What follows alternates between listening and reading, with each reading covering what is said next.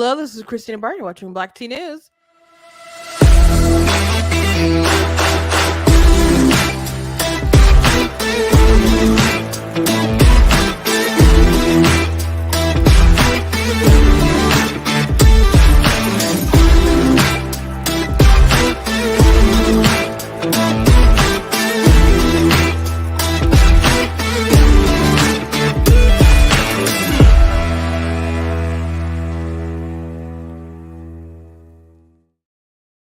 Hello, welcome to Black Tea News. I'm your host, Christina Barr, and today we're going to be talking a bit about a lot of different things, but one, Jamaal Bowman, the rep who pulled the fire alarm claimed it was because he was confused about the door, thought it would open a door. He's been found guilty of being an idiot. Apparently going to expunge it from his record though. That will live in our hearts forever and on camera. So yeah, he totally was just trying to disrupt the vote, obviously. And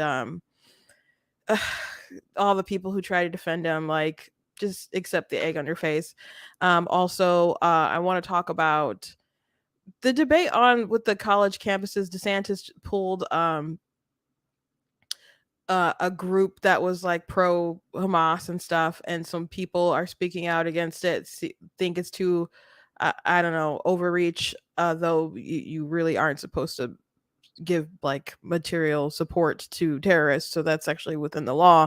So Vivek came out with a video, and Candace Owens keeps tweeting things, with Jeremy Boring actually replied to one of her tweets that I want to talk about. There was essentially along the lines of, well, all these other things happen on college campuses, but why are they talking about blacklisting now? So I know I've talked about this topic quite a bit with the colleges and Harvard in particular. But people keep talking about it, and it kind of keeps evolving. I'm actually was working on an article about it, and I guess it should be posted tonight. So, keep an eye out for it. But she had some pretty wild examples that weren't the same as what's going on. And so Jeremy Boring replied to that. And so I wanted to answer Candace's question, because she's like, how are these things different?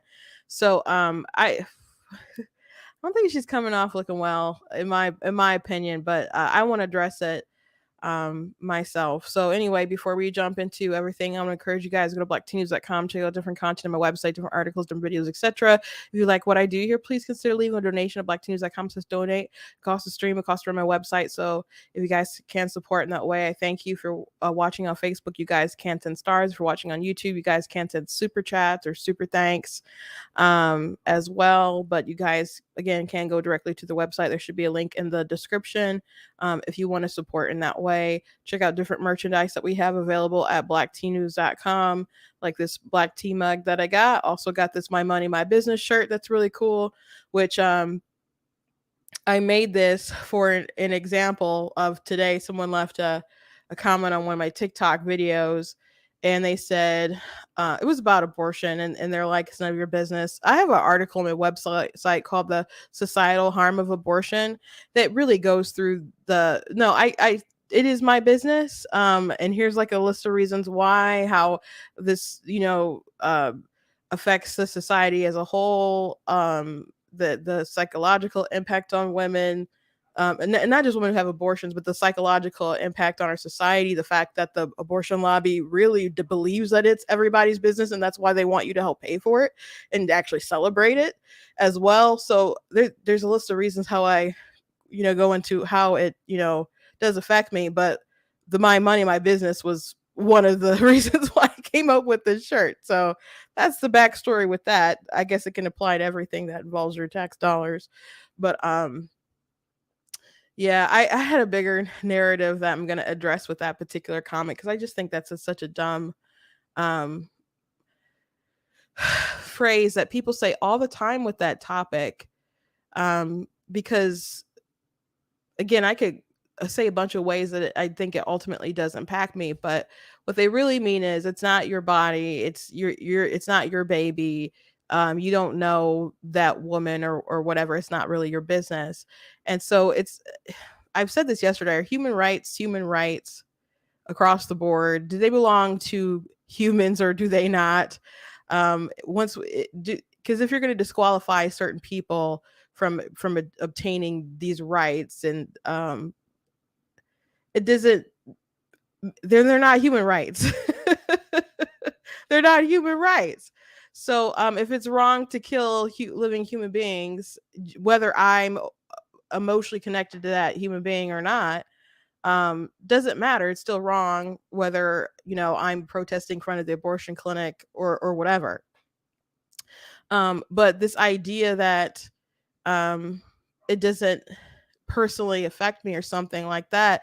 There's a lot of tragedies where I don't know the victims, that are still immoral, whether I'm aware of them or not. So it's just a really dumb take, and I'll have to address it more later. But I thought I would address it more. Maybe I was debating whether just doing a TikTok or was I going to make it a big segment on here. But there was just thing after thing that was just popping up, and I'm just the world is just a little nutty today, and I just got to get some thoughts out, I suppose.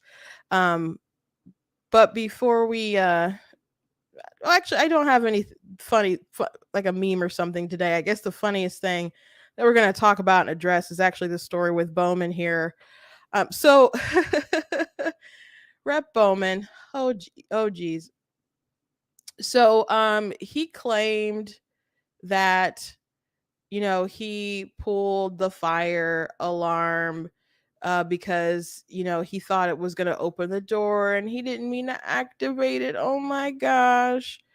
And of course, none of that actually made sense. So we talked about this at the time when this was like a hot story when it happened, and people are like, "No, he's trying to disrupt a process, a vote. Clearly, this is a threat to democracy and all kinds of other stuff." The rhetoric that people say about the January 6th people and stuff. Though I don't think it was quite that serious, but it's a it's really embarrassing. And of course, on top of it being just an embarrassing thing that he has done and an inappropriate thing, he also lied about it. So I'm going to go ahead and read the statement that he originally made to make excuses for all this stuff. If you guys recall, and then I'm going to actually play the video. And I mean, you can be the judge here. You can be the judge here, but when this all broke out, this is what he actually um, had to say. I want to personally clear up confusion surrounding today's events today. As I was rushing to make a vote, I came to a door that is usually open for voters, but today would not open. Ooh, magical troubled door. I am embarrassed to admit that I activated the fire alarm, mistakenly thinking it would open the door. I regret this and sincerely apologize for any confusion this caused. But I want to be very clear, this was not me in any way trying to delay any vote. It was the exact opposite. I was trying urgently to get to a vote, which I ultimately did, and joined my colleagues in a bipartisan effort to keep our government open. I also met after the vote, which the sergeant of arms with the at the and the Capitol Police at their request and explain what had happened. My hope is that no one will make more of this than what it is. I am working hard every day, including today, to do my job, to do it well, and deliver to my constituents. So that was a statement. That was a statement. And so let me actually pull up the video so you guys can see what happened. And you can let me know if you just think that he was so desperately trying to get to the vote and stuff. Because it kind of shows that, he was just pulled the alarm, man. So there he is. Oh, there's some signs on the door that's like, don't open. Oh, he removed the signs and then pulled the alarm. And that's what happened. Very simple. We can watch it back again. So again, pulls down these signs and then he just pulls the alarm. So that looks pretty intentional, very quick. So he got in trouble for it. he's not going to be locked up for like 10 years or 20 years or something crazy like that. But apparently it's going to be expunged from his record, according to him.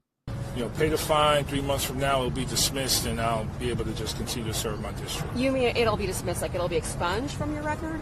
I believe so, yes. That's the deal? Yes, yeah. With Capitol Police? ACD, the DCAG. Okay. Yeah. Yeah, so pay the fine. That's it. It's over. Bloop.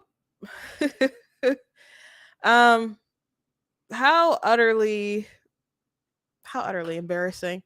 I'd be really embarrassed if he was my rep. Um, I mean, I don't like my rep right now, but I didn't vote for them, so my rep, I guess. Uh, just dumb. Not only dumb to do it to try to delay the vote with the fire alarm or whatever, to go into lie about it, to make a statement and all that stuff. And then they tried to like have run like a narrative with the um when the Republicans are attacking and people were just trying to turn it on. I'm like, oh, well, they're coming after him. But what about these, I don't know, Nazi sympathizers or these Republicans that did all the were support this stuff that happened on January 6th? And they're just really trying to run in circles to try to make up and cover for this really dumb thing that he did. And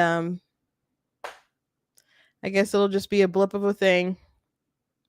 A blip of a thing, but just be adults, man. Just honestly be adults about the situation. Um Before I go on to the whole college campus thing, I want to mention that the Robert E. Lee statue that caused a big havoc with the Unite the Right rally in Charlottesville, and that day was crazy. Well, I was like at a convention or something. I went to um a Ninja Warrior competition, but before I went to the Ninja Warrior competition, I went to like a an author convention or something, and I was selling books, just living my life. And then I got to go to I traveled like across the state to this Ninja Warrior competition. It was so much fun. It was so much fun. I love American Ninja Warrior, and I got to meet my favorite ninja, the Weatherman. And I had a great day. And then I just looked on the news. I'm like, what the heck happened? Like, this world is so stupid. I can't believe how stupid this world is. And I remember going to work, and this is when I still like worked with the Michigan Republican Party, and people were talking about it, and some people were like, no, they should it's history. People should keep that statue. And other people, well, not many people were like tear it down or whatever, but if the local people who are in charge or wanted to take it down, it's whatever. It's their decision. You can't just wipe out history because you don't like it. Um, you know, that's a thing. Monuments aren't only for the people who are the bestest in our eyes.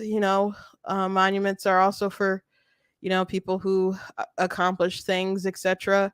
Robert E. Lee, for he obviously fought for the losing team, and we don't like the things that the Confederacy was ultimately doing. um but he was someone who was loyal to Virginia. People were very loyal to their states at the time, and people, they wanted him to fight in the Union, but he wanted to fight for Virginia. He was pretty talented, and the Union was getting their butts kicked for a minute. Grant was a good find, though he was a bit of a drunk, I guess. He managed to turn things around.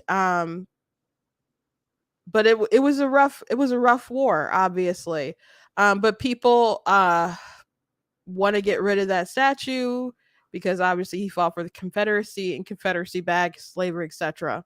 And so there were people who wanted to preserve history. There were white supremacists who were there, and there are people who obviously wanted to take it down. So it became a huge um issue, and someone lost their life, and Trump was asked about it, and he said that line about there are good people on both sides, meaning that there are people there who were just want to preserve history, not that there were good Nazis on the side or whatever. Because I don't know how many people saw the full clip or read the transcript or whatever, but he condemns, like, in that same like statement that went super viral, whatever, that he's like, I'm not talking about the neo Nazis, I condemn them totally. So that was in the statement, right? So it caused such a huge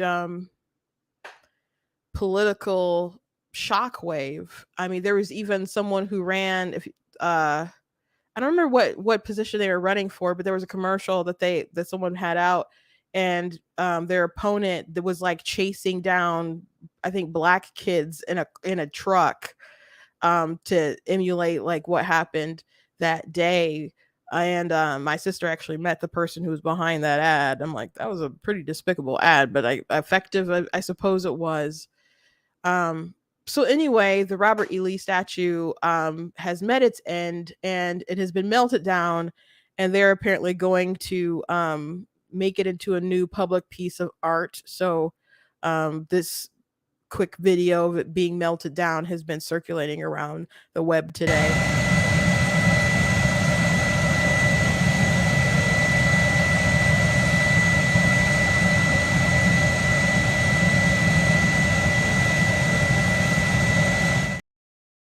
Yeah, so um I suppose um what puzzles me about people's harsh eye on history is that I'm like, do you guys think you're less evil today? That's my question. Do you really think that you are somehow morally superior to the likes of Robert E. Lee and other folks back then? And I I don't think so. I don't think so. Obviously, against slavery, wouldn't have liked it. It would have been bad for me back then. Maybe I would have been in a house, working in the house somewhere, but bad, don't like it, obviously, and we all have a revulsion toward it. And it was always bad. It was always bad, but people back then didn't always see it that way. That was their culture. That was a thing that they told themselves was acceptable, and that their neighbors, their friends, their livelihoods were tied up into it. And so I think there is objective morality. If you're a moral relativist, your opinion is, we can have opinions on what's good or bad, but you can't say ultimately if something is bad, right? It's just our opinion on it, or there is no ultimate, good or evil, or whatever. Those are just sort of opinions. But I believe that that was always an evil thing to do to your neighbor, and so on. But a lot of people had different opinions back then, especially about who qualified for particular rights, regardless of the fact that they were human beings. So if you've been with me long enough, you probably know where I'm going with this. I if you support abortion, do you really think that you're that much worse than these people back then? um Really, honestly, if you vote in support of Prop 3 in Michigan, if you're in Ohio and you're going to vote in support of the abortion law to make it a constitutional right, do you really think that you're that much better than the people back then who in their minds justified slavery for the sake of their livelihood, etc.? And there was these living human beings, and they decided to, suppress or get rid of their particular human rights for whatever made them sleep at night. How dare you compare the two? I think the we're talking about, we kill about 1 million a year in this country, where we dare to have life as an inalienable right in our Declaration of Independence. I like to ask this question, like, if you well if you think slavery is worse, would you have aborted Frederick Douglass to spare him the life of slavery? Or Harriet Tubman? Would you have um, done that? Probably not. Probably not. I th- and once upon a time of the original hip not sorry Hippocratic oath, it said, I will not give a woman I forget what it was called, to cause an abortion. That used to be a part of the original oath. Somehow we have like gone off the rails, and we just say that abortion is healthcare. That's the euphemism line that we say nowadays. Not we, but the opponents say. So we've rationalized ourselves into this very evil thing, and our friends and our neighbors and so many people support it, are very passionate about it. I talked to someone who was trying to stop the what's going on in Ohio with they don't you're trying to stop the constitutional right of abortion in Ohio, and they're like, people are very passionate. He said, I make sure I carry everywhere I go. And there was a elderly woman who was shot in Michigan who was canvassing when we were trying to stop Prop 3. So if you had a lot to lose, just like a lot of people have a lot to lose, I guess, right now in support, so they support abortion. If you were in a similar circumstance in the 1800s, what makes you think you wouldn't have been like, we need to break away from the union here? What makes you think that you wouldn't have been on that side? Seriously, especially if your livelihood was tied up in the slave trade. Or maybe you don't have a lot of them. Maybe you just have one or whatever. And you just convince yourself that they were less human than you and didn't deserve those rights, but you still treated them well. It was for their own good. So, it doesn't have to even be this particular issue too. Though there are a lot of parallels. People use a lot of the same arguments. Um, these people, what they're justifying with Hamas and what happened on October the 7th, I'm like, there's some really evil people. And in my article, I mentioned like evil isn't just a condition of a hardening of a heart. It's also a choice. Like you have to choose to do evil things. It's not just someone has shaped you and formed you into this. You still have agency to decide whether you are going to participate and support an evil thing. And they of course committed an atrocity against Israel. And then we have people who said that it wasn't terrorism, who said that it was solely to blame on Israel. We're talking about they killed Holocaust survivors. Can you imagine living through the Holocaust and then a terrorist get you? Kidnapping elderly, the babies, beheading men, raping women so savagely that their pelvises were broken, going to a music festival for peace and killing anyone you can find, gunning people down in the road, gunning down people in their houses, following them up to the roof to make sure that they can't get away. You got to shoot the dad on the roof, and all kinds of terrible things that I've witnessed, and the terrorist uploaded, and then people still didn't believe all the stuff that was happening. So Israel was uploading pictures of charred babies and bloody babies, and people still didn't believe it. They were saying it was AI generated and all kinds of crazy stuff. So they had to have a showing of raw footage to the international press, which I guess they had people who showed up, but there were still a lot of people who didn't. And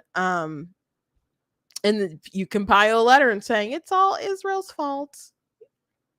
They're solely to blame, as if the terrorists no longer have agencies. So people make intentional decisions to support evil, to do evil, to justify evil. So people can be so excited that they've burned down this Robert E. Lee statue and they're just gonna remake it into something else, I suppose. So I guess he'll still be with us. At least the statue will still be with us in some regard. Um, but if it's historical figure, um, is just like, I don't know, what your figure of evil. I like, some of you need to look in the freaking mirror. Honestly, honest to God. Honest to God. And that's not me like trying to defend him. I just want you to be like, bro, like, look in the mirror. Look in the mirror. I'm obviously team pro union. It definitely would have been in my best interest. But so some people don't change too much. Circumstances can change. But you can still choose to be just as evil if the opportunity arises. So anyway, let's move on into the college free speech situation. So Ron DeSantis um decide, well, let me play Vivek's video first, and then we'll go into what Ron DeSantis actually did and go from there, because some people are plotting Vivek for this, some people are, condemning him for this, and I'm more on the I y'all know I'm not too fond of Vivek for various reasons, but he posted this on his Twitter and called out Ron. And some people are calling him for calling out Ron. So free speech is very important, even speech that you don't like, but I think there's some missing context here that I think he's choosing to ignore, or other people are choosing to ignore, to dunk on their opponent. And standing up for the principle of free speech is important. But just be honest. The Hamas attacks on Israel were subhuman. They were barbaric. They were medieval. They deserve to be condemned, and Israel has an absolute right to defend itself, and the U.S. should diplomatically support Israel's right to do so. Unfortunately, in this country, we have some pretty idiotic students on college campuses, from New England Ivy League colleges all the way down to the state of Florida. You have students in supposedly pro-Palestine groups that have placed the blame at Israel's feet. That is backwards. It is wrong. It is offensive. At the same time, in this country, the United States of America, we have a right to free speech. I saw that earlier this week, in recent days, Governor Ron DeSantis in Florida, a government actor, sent a message to the state universities via the person who's in charge of certain of those state universities that they would require the disbanding of pro-Palestinian student groups. These student groups are dead wrong in their beliefs. But part of what it means to live in the United States of America, part of what makes us different from them, from the Hamases and the terrorists of the world, part of what makes us different is that we do embrace the free and open exchange of ideas. And free speech means nothing if it's just about protecting the speech we agree with. Free speech rights are really about protecting the speech we disagree with most. Now, I've been preaching this message to the left for a long time. Left-wing cancel culture has gone off the rails in the last 3 years in this country. Certain things you can't say about the BLM movement, they would say, or else censor you. Certain things you can't say about whether the COVID-19 virus began in a lab in Wuhan. Certain things you can't say even about the vaccines, even when we knew about risks before they were rushed out. Truth depends on free speech and open debate. And you know what else depends on it? Peace. If you tell people they can't speak, that's when they scream. If you tell people they can't scream, that's when they tear things down. Our founding fathers understood that, and we have to understand it today. So though I've preached this message to the left, and even the likes of Governor DeSantis happily joining me in that crusade, we have to practice what we preach when it comes to the speech we disagree with as well. So are those student groups wrong for expressing their views? Yes, they are. Absolutely, but we're not going to convince them or change their minds or anything else if we adopt their terroristic methods in return by telling them they have to disband and can't exist, especially when it's a government actor doing it. It's a First Amendment violation. This isn't a politically popular position for me to adopt right now as a Republican presidential candidate. But I'm in this race to speak the truth, not just when it's easy, but when it's hard. That's what it's going to take to revive our national identity as Americans. And you know what it means to be an American? You know what the First Amendment says?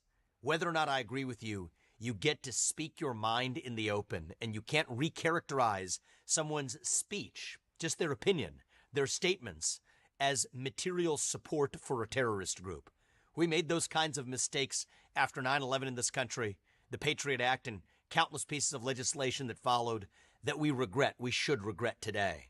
And I don't care whether you're on the right or the left, we have to stand by those American principles that respect our Constitution, that respect our Bill of Rights, and respect that First Amendment, the idea that you get to speak your mind as long as I get to in return. And I do think that's a difference of opinion that we have amongst the various candidates in this Republican primary. So, Vivek has spoken out against like suppression of speech and other things, though he doesn't have a perfect record on the COVID stuff. But I am leery of his libertarian-ish sort of stances because I did buy his book. Well, one of them. I didn't read Woke Inc., but I do have a Nation of Victims. And he did talk about in what was a 56% requiring a 56% inheritance tax because he thought it was a moral duty of people for the rich to have their money, I guess, confiscated in that kind of way because you don't want to raise your children to grow up to be like Commodores. And you were like, Commodores, that sounds familiar. Yeah, that's the if you ever saw Gladiator, that's the person that who Joaquin Phoenix played. So so to keep your children from growing into terrible Roman emperors or something, they he wants to make sure that he confiscates your money, despite the fact that is he knew like libertarians itself wouldn't agree with that because your money is your property. He still felt that it was a moral duty, a moral good. So I don't buy all of his libertarian leanings at because that one's a doozy to get by. But DeSantis wasn't merely just banning free speech. There literally is a law that you cannot just you can't just help terrorist organizations. It's not just about voicing support. It's about them actively believing or participating in helping the group. So DeSantis did say a little bit. Here's a little snippet about it. And more recently, we deactivated Students for Justice in Palestine in our Florida university system. They are a group.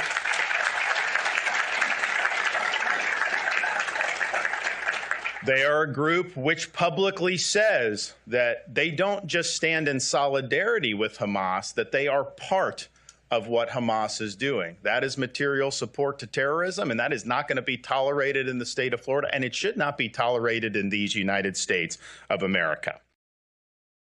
So that's his defense, or a little bit of it. I'm sure he's talked more about it, but Andy, I'm sorry if that's not how you say his last name, but he had posted this tweet about it, which Candace did end up retweeting. She wrote a post, and then he did this post or whatever, and she ended up at least retweeting it. But it seems like she's still not. I know she then later still retweeted what Vivek said, so I think she just did this to give some context to her audience, but still doesn't really support what DeSantis did.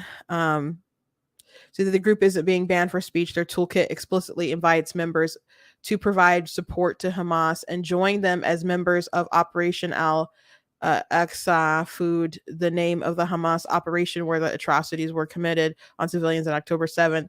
This violates Florida's law on providing aid to foreign terrorist groups. So these universities and such, they get funds from taxpayers. And so if you are a terrorist group or supporting a terrorist group, and you're committing felonies by doing so or whatnot, or just breaking Florida's laws or whatever, I think it's pretty reasonable to say no, it's we probably can't have taxpayer dollars going toward this group being operational, and I don't think that's, I don't know, extremely controversial. You know, so I don't this action of resistance shatters the illusion of Israel's an impenetrable, indestructible entity. The Zionist entity is fragile. The Palestinian resistance is alive.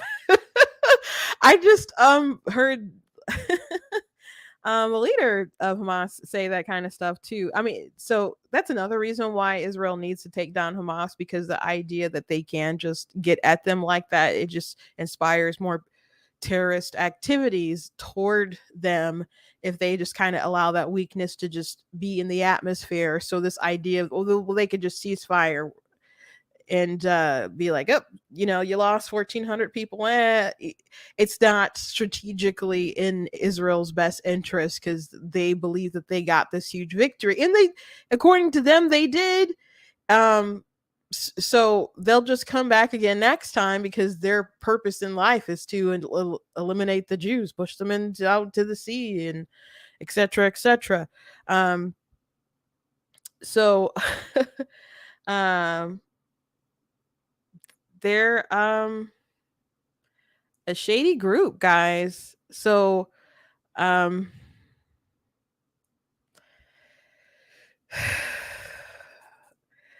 there's groups who are like pro Palestine, waving their flags and other stuff like that.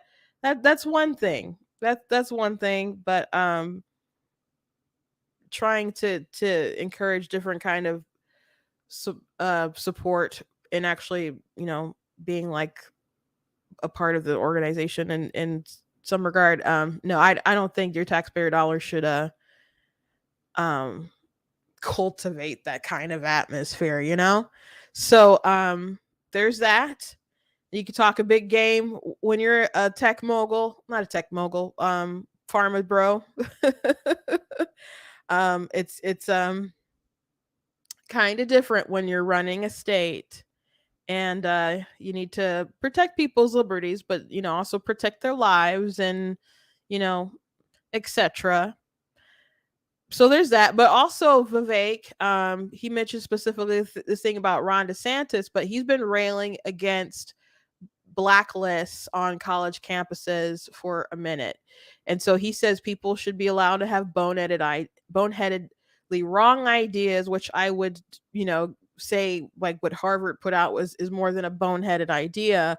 Um it's a it's a choice to do something evil.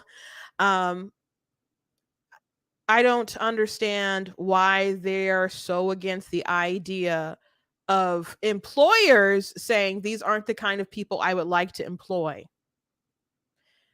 Cancel culture, or at least a lot of examples we've seen of cancel culture, like you don't like someone, you know, you don't like Trump. Oh, you see them in a Trump hat. Oh gosh, they posted a picture of themselves online and one. Let's, I don't know, go through their feed and see if we can find some kind of racist tweet from 10 years ago, or find they're in their group chat that they said the N-word or something, and oh my gosh, we found something. Let's, you know, call up McDonald's where they work until they're fired.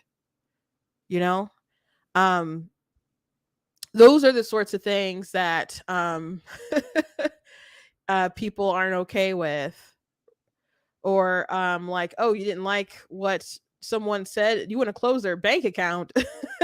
That's crazy. You know, stuff like that. Or, you know, what, you don't like that Gays Against Groomers doesn't want the states to allow the mutilation of children, so let's close down their Instagram. Or, you know, let's have a Taylor Lorenz go stalk libs of TikTok account and expose who she is, you know, though her name was common and people were harassing the wrong the wrong woman for a minute. Those are things we're not too fond of, right? um I think this group publicly coming together, these groups coming together, publicly making a statement about Israel being at fault for, they're the victims here, and saying that it's solely them to blame, And I'll go ahead and read the letter again so we understand the full context. I think that's very much different. If the employers are like, that's really messed up. I like to know the names of these kids who were at Harvard Law because I want to make sure that they don't work at my law firm or they don't come work at my, I don't know, business investment firm or whatever. I don't want them to be an investment banker at my firm and so on. I don't think that's crazy. I don't think that's crazy. I think it's nuts that people are offended that employers want to have a say, want to have access to information about who they're going to hire. That's what's crazy to me. You can be upset about blacklists existing, but in this particular situation, it is the employer's call. You're talking about them integrating people into their business. Why wouldn't you want to be armed with information to make sure that you had a good employee who didn't misassign blame on something so crazy? So, let me go ahead and read this letter again. I think I've read it like 3 times already.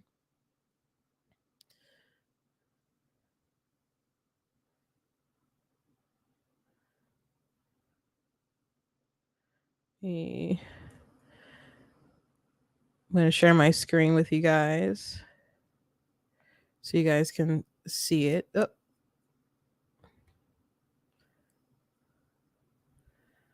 Hold on.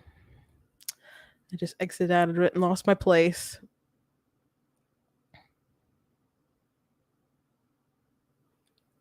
No, I put it on my actual Twitter.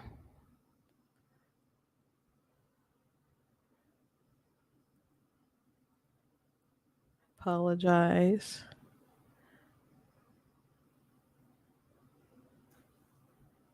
For the delay. Here we go.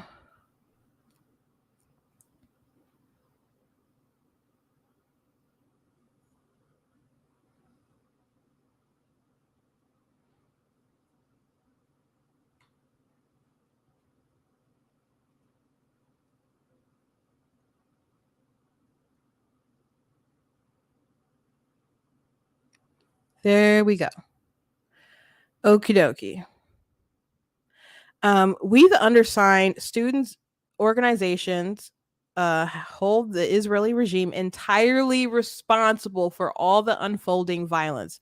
Today's events did not occur in a vacuum. For the last 2 decades, millions of Palestinians in Gaza have been forced to live in open air prison.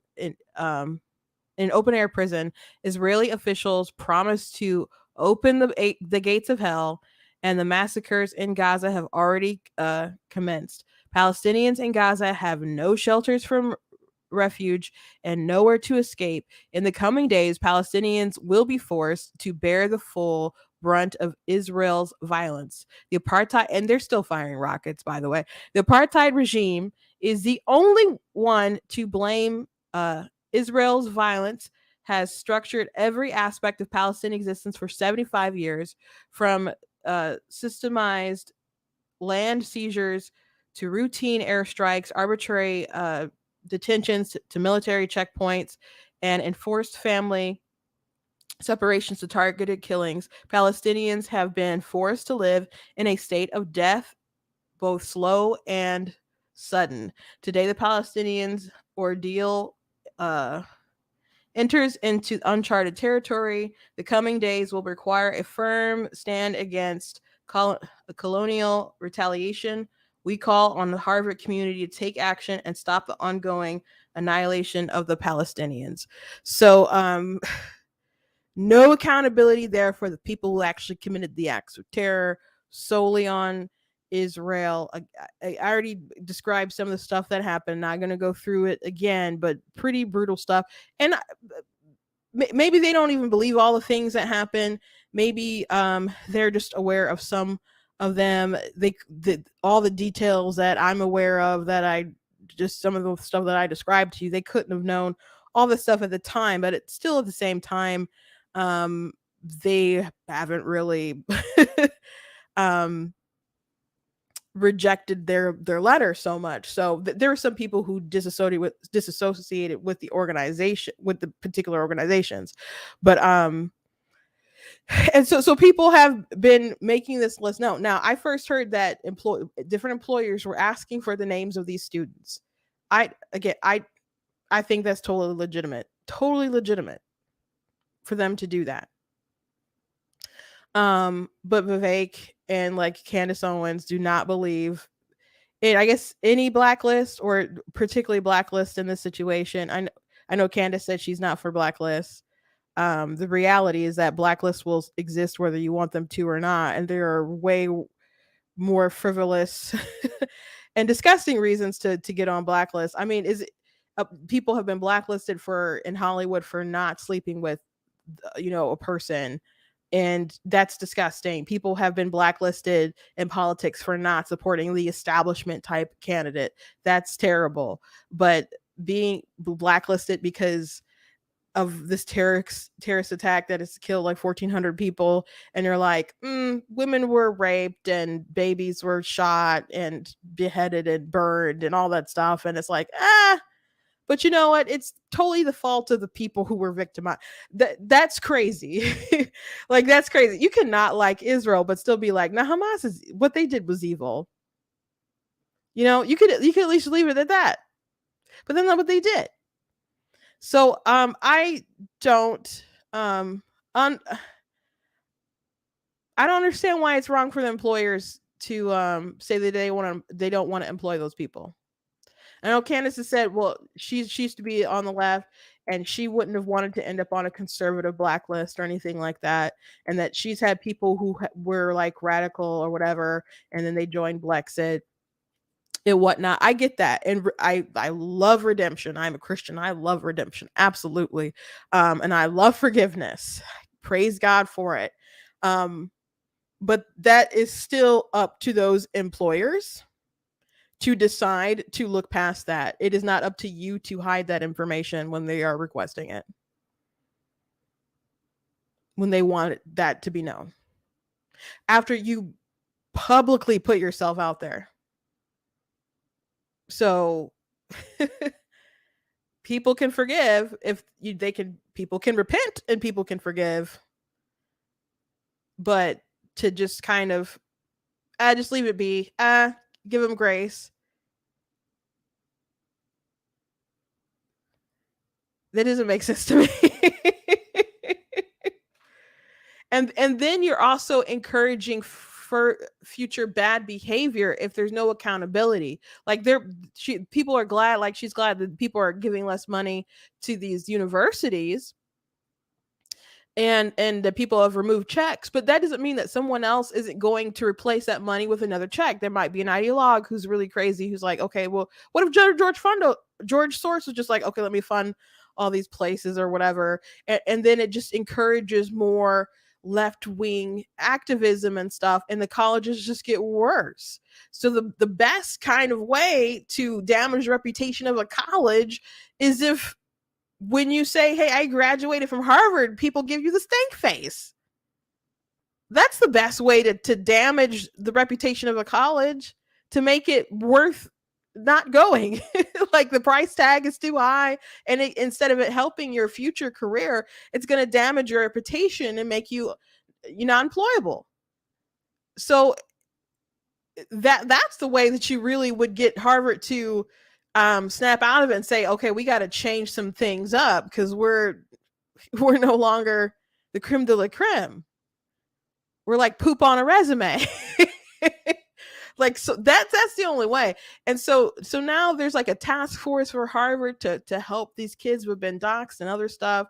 So they're still coddling these kids who've done this really terrible thing. And you got people like Candace who's like, oh, this isn't right. And so in Vivek and stuff, to me, it's just, he's creating more, people who give into victim culture. So, and I know he's allegedly against that because he wrote another book called Nation of Victims. So, I want to read to you guys this tweet that Candace put out that Jeremy Boring actually responded to, and this one gives me a really bad um vibe here, for reasons that you see. But I think Jeremy had a good response. But I wanted to go ahead and answer Candace's question here. So she said college campus students literally burned Michael Knowles in effigy this year, set fire and smashed windows when Milo went to Berkeley, and recently chased Riley Gaines through hallways. They have been espousing anti-white, anti-American, and anti-police terrorist rhetoric for years, pulling down statues of white men like Robert E. Lee. Only good cop is a dead cop, and no justice, no peace were favored signs during George Floyd campus protest. Why no proposals for blacklists then? Why weren't they hunting down and identifying high school protesters back then? And people like going after high school students.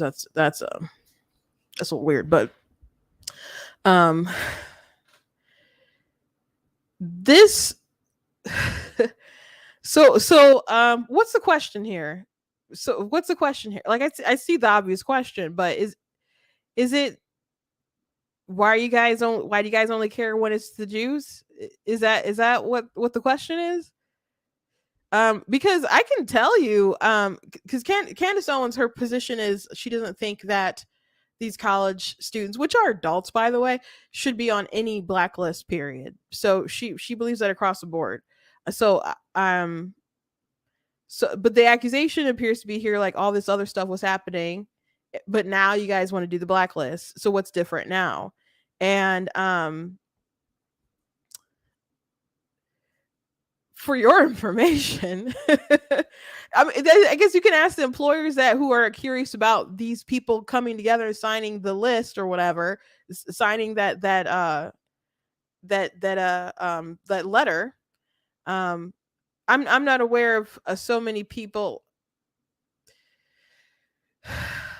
The instances that she gave, Riley, people did attack Riley Gaines. Like she said that a trans person like was hitting her and other stuff like that. Some of those people should have been arrested. Some of those people should have been arrested. And people who are actually like committing acts of violence and other stuff like that, they shouldn't just be on a list. They should be in jail. They should be in jail.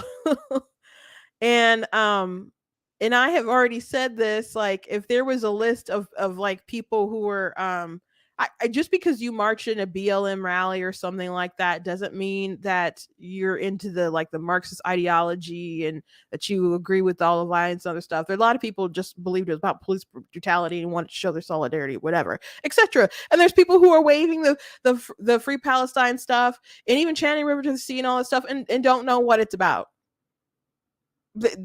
Granted, there's that. But that's not on the same level of what has happened with the Harvard letter, where they're saying these atrocities are solely like your fault. We're going to victim blame here, and we're not going to hold the terrorists accountable. So it's not the same. But if there was a list of people who signed a letter during the BLM stuff and said, hey, it's okay to burn and steal your stuff because we're black and you're white and you benefit from the systemically racist system, and this is just our cries of the unheard. You bet your bottom dollar that if there was a list, I'd be like, okay, I want that list, and I'm never gonna hire any of these people from that list because I don't need someone with such a huge chip on their shoulder where they have convinced them the chip has morphed into a demon on their shoulder telling them, hey, it's totally okay to steal hundreds of thousands of dollars, whatnot, because slavery and such. I wouldn't want that person employed. Now, Candace thinks that no one should be on any sort of blacklist or whatever, and people can change, and you can forgive them if they have shown that they have changed. But people still have every right to have access to that information if they're requesting. Again, this isn't the media hunting down someone over a meme. these are adults who put out an intentional statement. So anyway, let me go to Jeremy Boring, what he said. So Candace Owens works for the Daily Wire. She's one of their hosts. And Jeremy Boring is over the Daily Wire. So this is some local shots fired.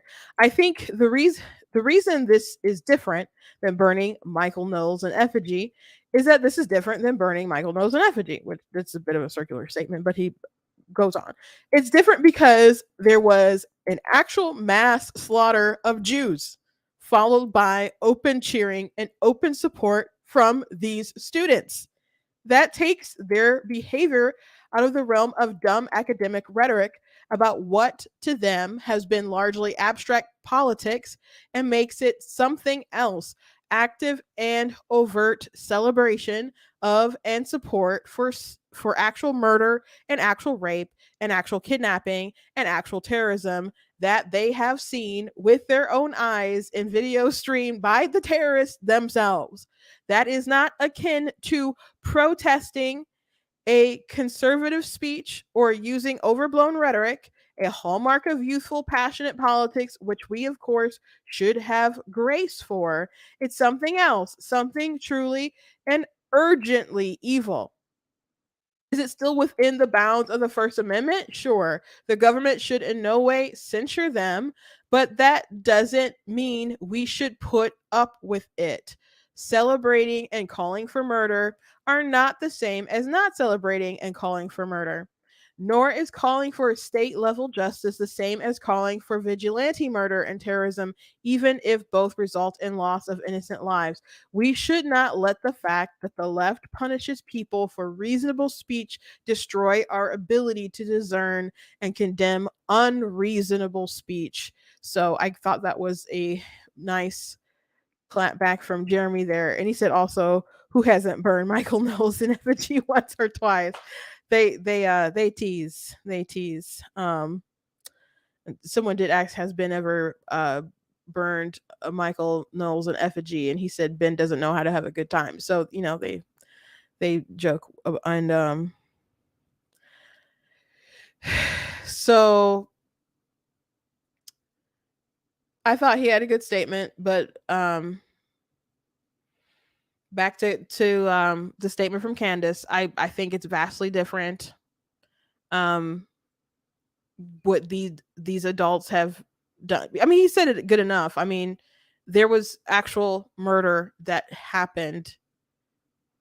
The examples that she's using, which is like grotesque, but still like, freedom of expression. And what they did with the letter still freedom of expression, but that they're cheering on actual acts of violence, actual murders, actual deaths of not soldiers, not things that happen on the battlefield, not collateral damage, but murder. The butchering of civilians in such brutal ways. So that's not the same as, I don't know, burning an effigy of Michael Knowles. It's not the same as harassing Riley Gaines. But those people who, I mean, I saw those videos and some of the things that they were doing, and they're spitting on her and hitting her and other stuff like that. Those people should have been arrested, because that's actual violence. It's actual violence.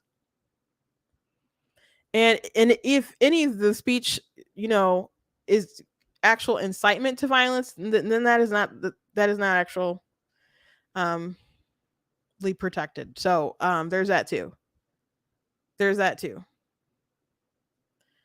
So why no proposals for blacklist?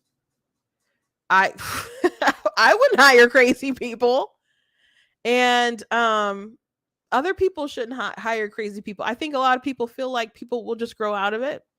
And unfortunately, a lot of people didn't grow out of it. And I don't think a lot of people realize that people wouldn't grow out of it until like some of the BLM like stuff, which I saw people begin to say that. Even people on the left are like, okay, we used to mock these conservatives when we'd see these crazy kids on college campuses and stuff. But now these people have graduated and now they're actually working professionals. I mean, there was this famous photo like of like the different riots where there was a um a girl who's throwing a Molotov cocktail and she was like a lawyer or something like that. So um some of these people have grown up and they've got employed and they are professional psychopaths. So it needs to stop somewhere. So maybe they didn't do the right thing before. But maybe people are doing the right thing now. Like you got to do what's best for your business if you are running one. You got to do what's best for your business if you are running one. Um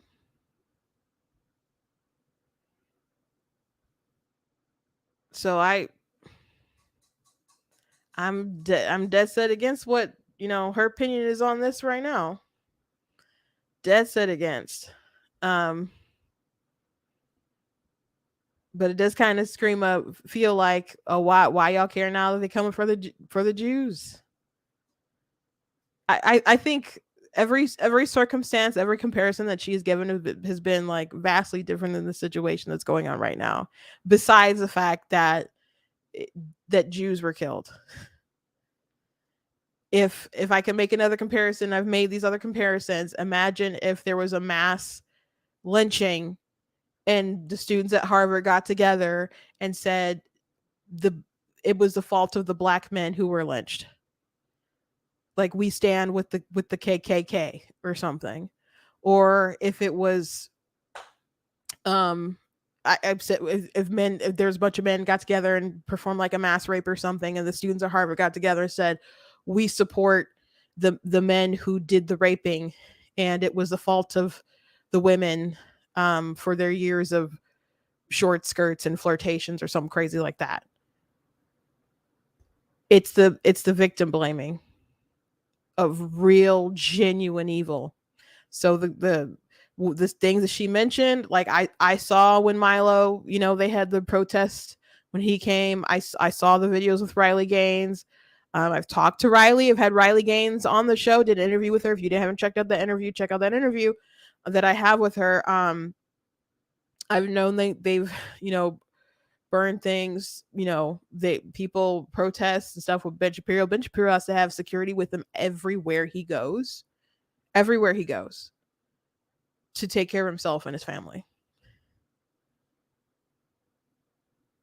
So I can appreciate how crazy a lot of this stuff goes on the college campuses. I think it's a joke that people have allowed, like the different administrations have allowed so many crazy protests and stuff to happen. They're to allow their students to act like such rabid dogs in so many cases. It's not appropriate. It's not appropriate, but it's not quite at the same level as this letter. It's not the same equivalent as every other kind of cancel culture. And the college, whoever wants to hire them later has the full right to be like, nope, not doing that, and not doing that ever. If that's what they decide. If that's what they decide. We write off people for less. We write off people for less. And if they can't get hired because they support terrorists or whatever, I don't think that's a bad reason for someone to not get hired and to not be able to have a job. It's not a mistake. It was a choice. And we can make bad choices and not want them to loom over our heads for the rest of our lives. I can respect that. I can appreciate that. But at the same time, if there are no consequences for doing something this egregious, it'll just continue. It'll just continue. So she's like, all these bad things happen on campus. If there's not something that kind of snaps them back, it'll just keep getting worse. So I don't know what her solution is. But the employers have every right. Every right. Anyway, that's all I got for you guys today. Since we're at an hour now anyway. There's something else I want to play, but it's several minutes long, so I'm gonna just table that. But I thank you guys for watching, and I appreciate you being here. I appreciate you guys being part of the conversation. If you like what I do here, please go to blacktnews.com, check out different content on my website, articles, videos, etc. If you like what I do here, please consider leaving a donation at blacktnews.com/donate. Check out different merchandise that we have available at the store.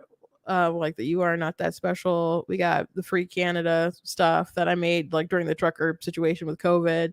By the way, like Canada, we've talked about their euthanasia policy, but they're like extending it to like like people on drugs and stuff. You're killing a lot of people out there. We'll have to revisit that topic. They're just, I saw someone say, man, Canada is just going for it. Anyway, yeah, check out other merch that we have at the store. I have different books that I've written as well that you guys can find me on Amazon. My sister just told me before my show started that I do know where I'm going to be at Motor City Comic Con. I'm going to be like against the wall in the very last aisle, and which I was across from the wall before, and we did okay. We did pretty good. I don't know if this is good or bad. I don't like it, but that's where I'll be, like on the wall, very last aisle. So anyway, if you're in the Metro Detroit area, it's November the 10th through the 12th, so it's the weekend. If you are coming to Motor City Comic Con and stuff, and go ahead and I wouldn't recommend that maybe you buy a ticket just to come and buy a book. You guys can go online and do that, but I'll be signing them and stuff and have different deals. So come and check me out. And my younger sister will be there as well. She'll be right next to me. We are next to each other. It's just kind of a different setup. So wish me luck anyway. But yeah, so that's going on. December the 12th, my sister is having a art showcase, so I invite you guys to come out to that if you're in the Oakland County area. She did my book cover for Of Course God Is Blatantly Gets Abortion. So she's a very talented artist, and she'll have lots of cool things. But even if you're not in the area, she will also have like stuff that you can buy online and stuff. So go ahead and check out her website, tinastextportraits.com. And it's the weekend. You guys need something cool to read, so go ahead and check out my stuff on Amazon. So God bless you guys, and I will see you on Monday.